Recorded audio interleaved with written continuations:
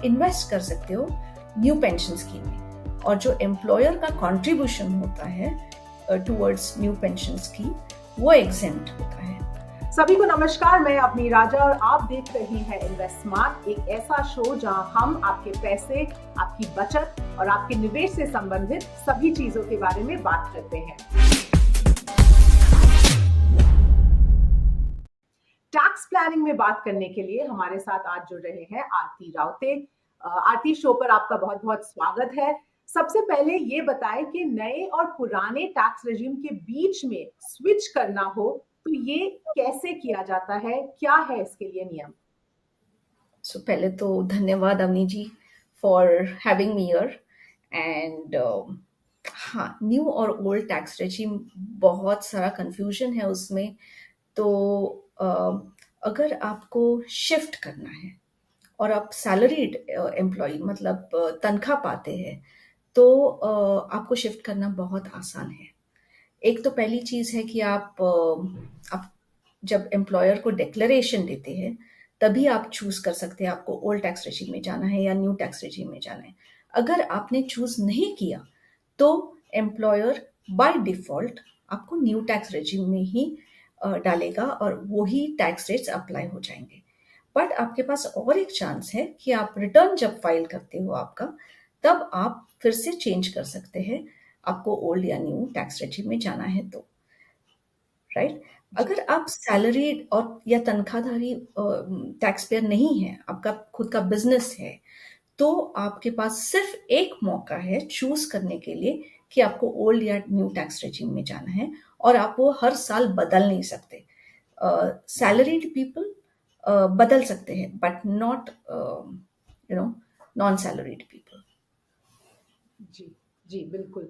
तो नए tax regime में टैक्स सेविंग्स के लिए क्या ऑप्शन है? न्यू टैक्स रेजिम में ये बनाया ही इसलिए है कि आपको कोई डिडक्शंस या एग्जेम्पशंस ना मिले, ओके। बट फिर भी थोड़े बहुत डिडक्शंस है जो आप उनका फायदा ले सकते हैं। जैसे कि आपके पास फ्यूल रिएम्बर्समेंट है, आपके पास कार बेनिफिट है, या आपका टेलीफोन रिएम्बर्समेंट करते हैं आपके एम्प्लॉयर्स। वो सारे डिडक्शंस आप अवेल कर सकते हो न्यू टैक्स रेजिम में। फिर भी आपके पास टूर एंड ट्रैवल के लिए अगर कोई अलाउंस या कोई फायदा होता है आपको, तो उसके कंडीशंस है वो आपने मीट किए तो आपको एग्जेम्पशन मिल सकता है। सो थोड़े बहुत है जो आप यूज कर सकते हैं। एक और बहुत ही अच्छा बेनिफिट है जो आप अवेल कर सकते हो, जो आप इन्वेस्ट कर सकते हो न्यू पेंशन स्कीम में। ये एम्प्लॉयर को न्यू पेंशन स्कीम में एनरोल करना चाहिए, और जो एम्प्लॉयर का कंट्रीब्यूशन होता है टुवर्ड्स न्यू पेंशन स्कीम वो एग्जेम्प्ट होता है। तो वो बेनिफिट आपको न्यू टैक्स रेजिम में अवेलेबल है।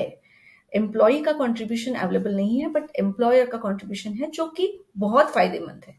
तो आप ये अवेल कर सकते हैं। जी, तो एक सैलरी टैक्स पेयर के लिए सबसे आसान तरीका आपके हिसाब से ये चुनना कि न्यू टैक्स रेजिम लिया जाए कि ओल्ड टैक्स रेजिम लिया जाए, ये कैसे करें? ओके, सो पहले तो आपको कैलकुलेशन करना चाहिए कि आप अभी आपके पास क्या इनकम सोर्सेज है और आपके इन्वेस्टमेंट्स क्या है, आपके डिडक्शंस क्या है। इसका एग्जाम्पल ये होगा कि अगर मैं अपने ही घर में रह रही हूँ तो मतलब मुझे एचआरए से कोई फर्क नहीं पड़ता है, क्योंकि हाउसिंग रेंट मैं पे ही नहीं कर रही हूँ, तो मुझे वो डिडक्शन नहीं मिलेगा। इस साल मैं ट्रैवल नहीं करना चाहती तो एलटीए का कोई मायने नहीं रखते हैं, राइट। तो इस तरह से उनको सोच विचार करके ये देखना चाहिए कि कौन से डिडक्शंस वो अवेल करेंगे या नहीं करेंगे। मेरा ये प्लान है कि मैं एक हाउस में इन्वेस्ट करूं, तो अगर वैसे चीज होगा प्लान में तो आपको वो कंसिडर करना चाहिए, और आपको कैलकुलेशंस दोनों रेजिम्स में बनाने चाहिए और वो कंपेयर करना चाहिए कि आपको किस में फायदा हो रहा है, और वो आपको अप्लाई करना चाहिए। ये आप अप्रैल में कर दीजिए एंड देन फिर से आप मार्च जब ईयर एंड आए फिर से आप ये एक्सरसाइज करिए कि जो आपने सोचा था अप्रैल में क्या वैसे ही साल गुजरा है या कुछ बदल गया है। क्योंकि आप सैलरीड हो तो आपको ये चॉइस है कि आप चेंज कर सकते हो रिटर्न के टाइम पे, और आपको जो जिसमें फायदा हो वो वाला रेजिम यूज कर सकते हैं। तो ये आपको करना चाहिए। जी, बिल्कुल, बिल्कुल। आरती, इंटरिम बजट अभी नज़दीक है, तो आपको क्या लगता है पर्सनल टैक्सेशन के ऊपर क्या हम कुछ अनाउंसमेंट्स देख पाएँगे इस समय? आ, देखिए, फाइनेंस मिनिस्टर ने ऑलरेडी बोल दिया है कि इस साल कुछ एक्सपेक्ट मत करिए इंटरिम बजट में, क्योंकि इलेक्शन ईयर है।